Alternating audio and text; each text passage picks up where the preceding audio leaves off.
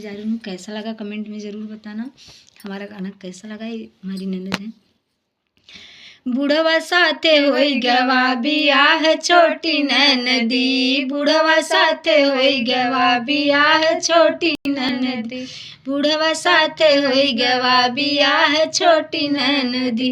जब हम गईली रोटिया बनन के हो, रोटिया बनन के, लंगड़ा थरिया वाले ठाड़ छोटी ननदी, लंगड़ा थरिया वाले ठाड़ छोटी ननदी।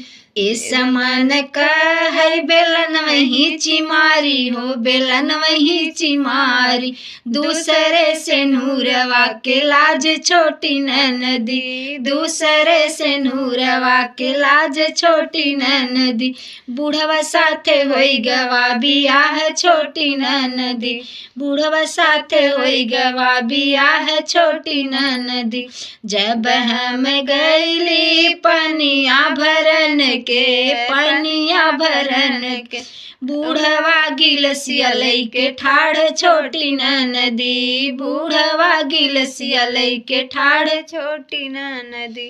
इस मन का है घड़िल वही चिमारी हो, घड़िल वही चिमारी, दूसरे से नूरवा के लाज छोटी ननदी, दूसरे से नूरवा के लाज छोटी ननदी।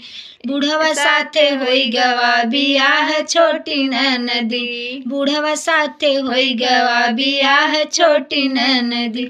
जब हम गईली से जिया लगन के, से जिया लगन के, बूढ़वा तकिया लईके ठाड़ छोटी ननदी, बूढ़वा तकिया लईके ठाड़ छोटी ननदी।